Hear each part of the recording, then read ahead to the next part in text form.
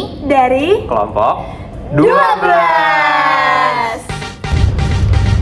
Mas. Namanya siapa dan jadi apa ya di sini? Nama saya Farel Akbar Putra Spino. Saya jadi PR Wuling. Mbak. Namanya siapa dan jadi apa ya di sini? Hai, aku Sharlyn dan di sini aku jadi PR BYD. Mbak, namanya siapa dan lagi jadi apa? Nama saya Elsa Michelle dan yang akan mengurusi brand ambassador BYD dan Wuling.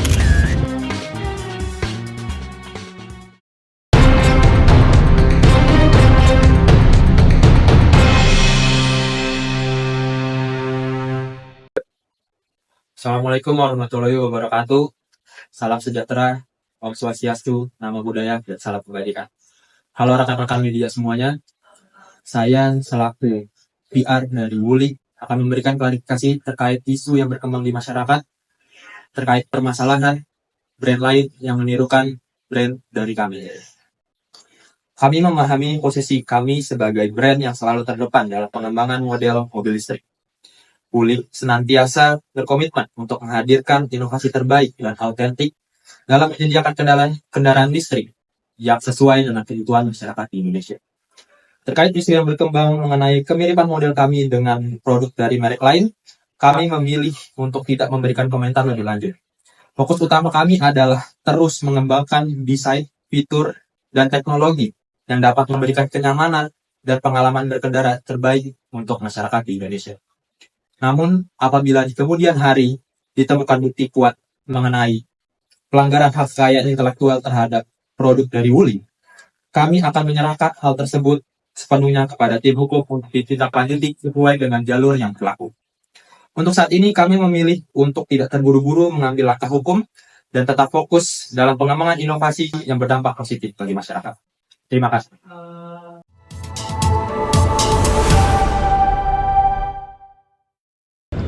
Assalamualaikum warahmatullahi wabarakatuh. Salam sejahtera untuk kita semua.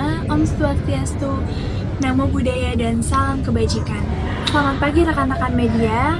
Menanggapi pernyataan dari salah satu pihak industri otomotif terkait isu kemiripan desain, sebagai pelopor global dalam pengembangan kendaraan energi baru dan inovasi otomotif berkelanjutan, BYD menegaskan komitmen kami untuk selalu menjunjung tinggi etika industri, kreativitas orisinal, dan perlindungan terhadap hak kekayaan intelektual atau HKI terkait pernyataan dari salah satu pihak industri otomotif mengenai kemiripan desain antara produk mereka dengan produk milik kami.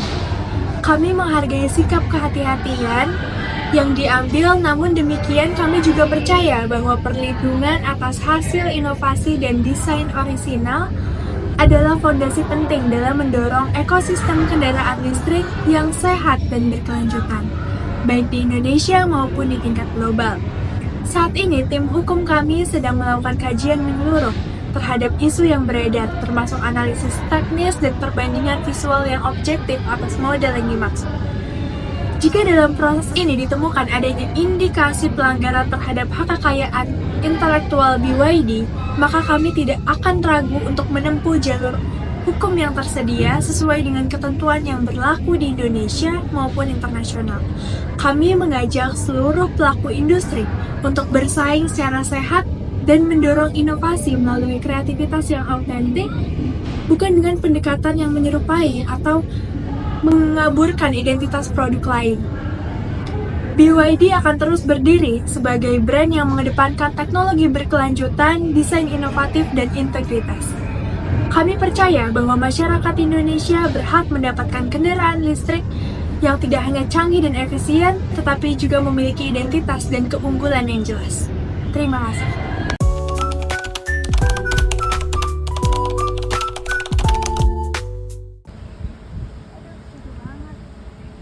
Sharlyn, brand ambassador BYD tapi pakai Wuling. Brand ambassador merupakan citra dan juga nilai dari perusahaan. Ketika seorang brand ambassador menggunakan barang dari kompetitor yang lain, itu dapat merusak citra dari brand tersebut.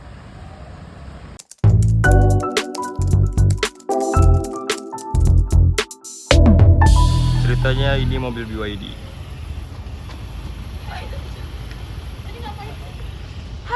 Dia kan brand ambassador Wuling. Kenapa jadi tiba-tiba ke BYD?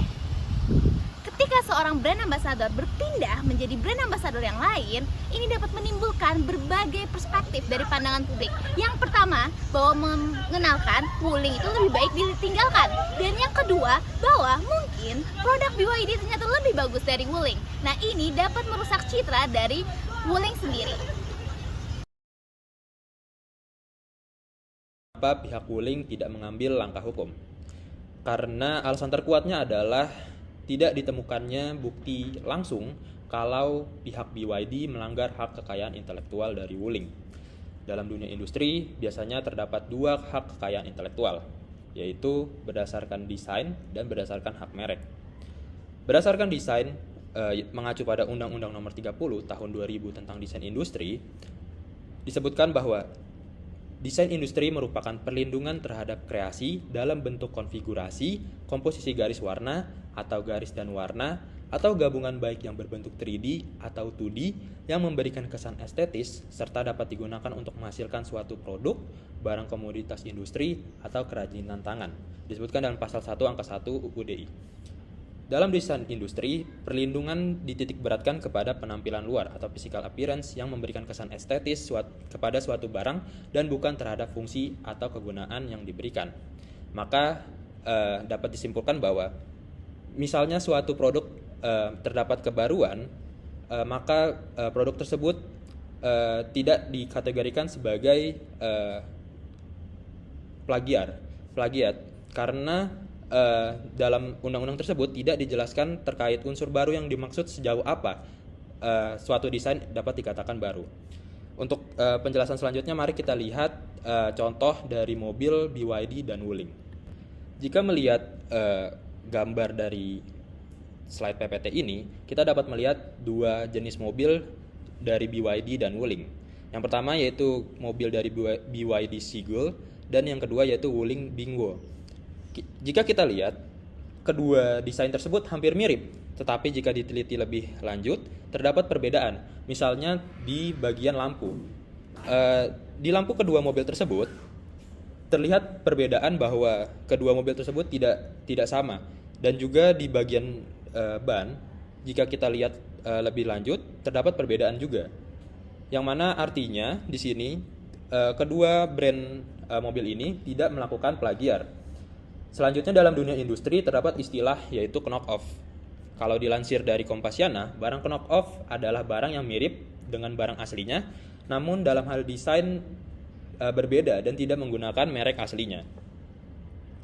Artinya di sini jika salah satu brand mengeluarkan suatu desain, suatu barang, lalu diikuti oleh brand kompetitornya, jika brand kompetitor itu memiliki kebaruan, walaupun hanya sedikit, itu tidak dapat dikatakan sebagai plagiar. Artinya dalam hal kasus Wuling dan BYD, keduanya tidak melakukan plagiar. Nah, selanjutnya saya akan kembali menjadi PR dari Wuling. Karena sebelumnya saya tidak mengambil langkah hukum, maka apa strategi yang akan saya lakukan? Melansir dari kata data penjualan mobil listrik tahun 2024, penjualan mobil Wuling masih lebih baik dibandingkan BYD, sehingga Wuling di sini diuntungkan karena memegang pasar. Oleh karenanya penting untuk mempertahankan kredibilitas di pasar. Sehingga kami akan melakukan campaign strategi yang berfokus kepada penegasan bahwa kami memiliki kredibilitas dalam halnya mengeluarkan suatu desain. Oleh karenanya kita mempunyai campaign bernama Asli Wuling, #AsliWuling. Di Asli Wuling ini nanti kita akan melakukan tiga hal. Yang pertama yaitu asli dari kita. Di Asli dari kita ini nantinya ada konten media sosial yang menunjukkan proses riset dari awal sampai jadi dari pengembangan mobil Wuling yang terbaru misalnya. Terus yang kedua adalah #AsliLiputAsik. Di sini nanti para jurnalis dan media serta komunitas diajak untuk merasakan dan mengulas keunikan mobil dari kami, dari Wuling. secara langsung untuk mendapatkan kredibilitas dari pihak ketiga gitu. Terus yang ketiga yaitu testimoni langsung yang dinamakan #asli dari pengguna. Di sini nanti akan ditampilkan ulasan-ulasan dari para pengguna tentang kenyamanan dan tanggapan mereka terhadap model dari produk mobil Wuling gitu. Sekarang kita beralih ke Public Relation BYD. Nah, jika kami sebagai PR BYD, hal yang akan kami lakukan yaitu membuat klarifikasi terhadap tuduhan melalui konferensi pers dengan memastikan setiap informasi yang disampaikan kepada publik dapat dipertanggungjawabkan dan didukung dengan fakta. Sebab, menyebarkan informasi yang tidak valid khawatir dapat menambah rusak reputasi dari BYD sendiri dan menimbulkan kebingungan publik, sehingga tidak boleh memutarbalikkan fakta. Nah, klarifikasi dilakukan juga bukan untuk menyerang, tetapi untuk melindungi citra perusahaan dan memberikan pemahaman yang benar kepada publik bahwa kami menitik beratkan pada UUD Pasal 2 Ayat 1 yang mengatakan bahwa jika terdapat satu perbedaan yang terlihat pun antara kedua produk industri sudah dapat dikatakan baru. Sementara dalam kasus ini banyak ditemukan adanya perbedaan antara kedua mobil tersebut dan unsur kebaruan atau inovasi, sehingga tidak dapat dinyatakan plagiasi. Nah, isi klarifikasi setidaknya mencakup 4 hal berikut. Yang pertama, penegasan bahwa BYD tidak melakukan praktik yang dituduhkan.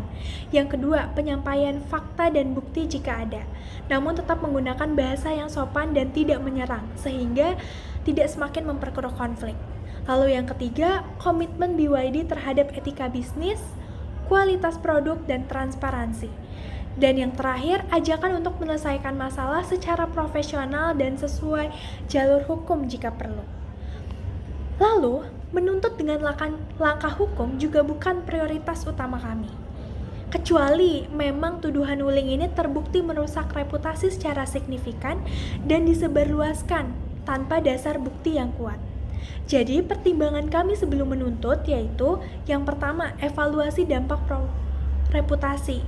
Jadi dilihat dulu apakah tuduhan Wuling ini mempengaruhi kepercayaan publik dan mitra bisnis terhadap BYD. Terus yang kedua, biaya dan risiko hukum. Proses hukum ini bisa menyita biaya dan waktu serta memperkeruh citra dari dua brand besar di mata publik. Namun, jika akhirnya BYD ini merasa perlu mengambil tindakan hukum, kami akan mencoba pendekatan damai terlebih dahulu, misalnya mediasi, dan tetap menjaga komunikasi PR yang tenang dan profesional sepanjang proses berlangsung. Kontrak kerjasama brand ambassador. Nah, dalam kontrak kerjasama brand ambassador umumnya terdapat beberapa klausul penting yang relevan. Yang pertama ada klausul eksklusivitas. Nah, di sini brand ambassador hanya boleh menggunakan atau tampil dengan produk dari brand yang diwakilinya, khususnya di ruang publik. Nah, yang kedua ada klausul moralitas dan juga loyalitas merek. Nah, di sini mereka dilarang untuk melakukan tindakan yang dapat merusak reputasi brand, termasuk menggunakan produk dari pesaing lain. Nah, yang ketiga ada klausul penalti yang menyebutkan sanksi atas setiap pelanggaran kontrak yang terjadi. Berikut merupakan penanganan jika pelanggaran telah terjadi. Yang pertama, investigasi internal. Investigasi internal ini terlebih dahulu dilakukan untuk mengetahui konteksnya nih. Apakah si BA menggunakan mobil Wuling karena alasan darurat, tidak disengaja, atau mungkin memang memiliki afiliasi pribadi. Yang kedua, peringatan resmi tertulis.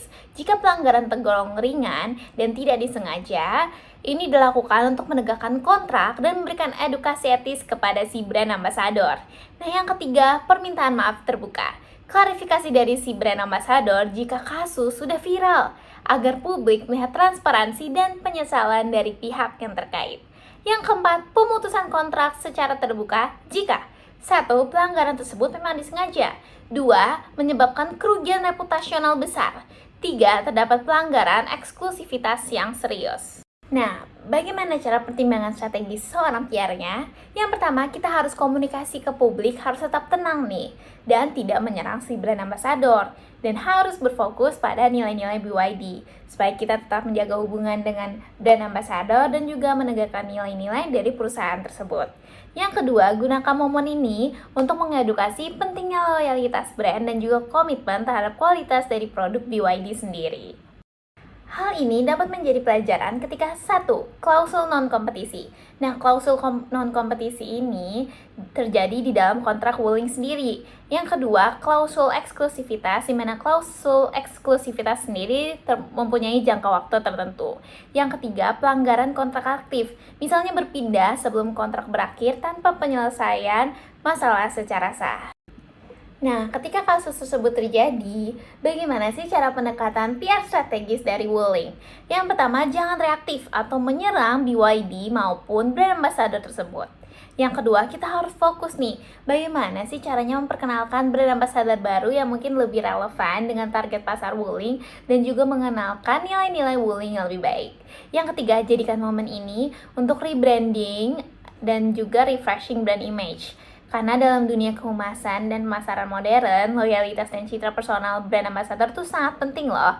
Oleh karena itu, kontrak dengan brand ambassador harus dirancang dengan hati-hati dan memperhatikan aspek hukum dan juga etika dari industri sendiri. Sekian presentasi dari kelompok kami. Terima Terima kasih.